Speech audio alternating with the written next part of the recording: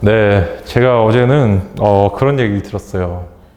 상담하는데 우시는 거예요. 우시면서 솔직히 제가 여러분들하고 이제 1대1로 할 때 조금 말을 세게 하는 부분들도 있고 그거야 제가 이제 그분한테 맞는 지도를 하기 위한 거거든요.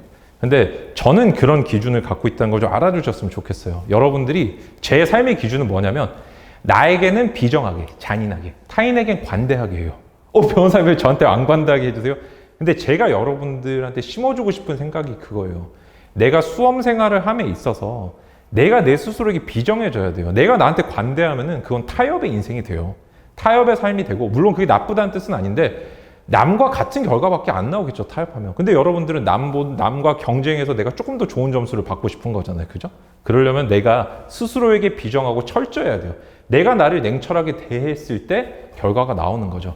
근데 제가 여러분들을 타이트하게 지도를 해드리는 이유는 여러분들이 그런 시각을 가졌으면 좋겠다는 거예요. 그래서 이럴 땐 이렇게 생각을 해야죠라고 제가 여러분들의 입장에서 생각을 해보는 거죠. 저 같으면 그렇게 하지 않겠다라는 거예요.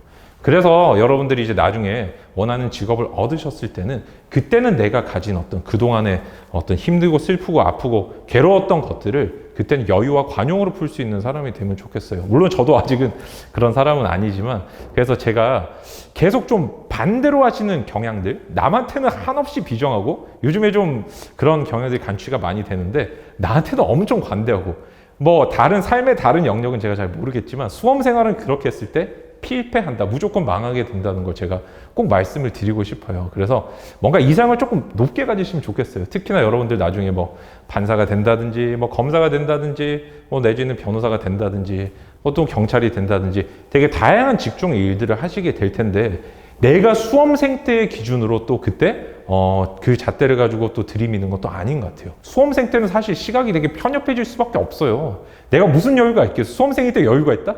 그럼 시험이 잘 안 돼요. 장수생분들이 보통 마음이 여유가 너무 많죠. 수험생 때는 쫓기듯이 해야 돼요. 즐기지만 쫓기는, 뭔가 이렇게 괜찮아 이렇게 하면서 뒤에 뭔가 쫓아오고는 있어, 이런 느낌은 들어야 돼요. 근데 일을 나중에 하고 내가 원하는 어떤 목표, 꿈까지 다가갔을 때도 뭔가 누군가 쫓아온다는 내가 압박감에 쫓기고 이렇게 하면은 기본적으로 여러분들이 하시고 싶은 일의 대부분이 국민을 위한 봉사 아닌가요? 헌법 7조에 나오는, 그죠? 경찰을 하든 판사를 하든 검사를 하든, 변호사는 사실 이제 사업자에 가깝긴 하지만 그래도 서비스 직종이잖아요. 그죠?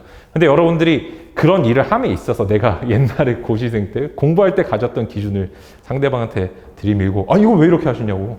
그리고 또 내가 사회적인 어떤 시선, 시야 같은 내 의견들을 어떤 표출해야 되는 순간에 그런 옛날의 편협한 잣대를 가지고 가는 거는 조금 제가 생각할 때는 아닌 것 같아요. 여러분들이 이렇게 내가 꿈에 따라서, 내가 성취하는 것에 따라서 내 포지션들도 많이 바뀌잖아요. 그게 극적으로 바뀌진 않지만 그것들을 내가 깊이 체감할 수 있는 것도 나의 실력이라는 거를 좀 생각을 염두에 두시면 좋겠어요. 그리고 그걸 자꾸 상상하고 그럴수록 꿈이 더 가까이 다가온다. 그래서 저는 상상력이 풍부한데 그 상상력 속에서는 나는 정말 현재는 여유가 별로 없지만 그런 모습을 자꾸 생각해 주시면 좋겠다는 거예요. 너무 조그만 일을 분노막 하지 마시고, 아시겠죠?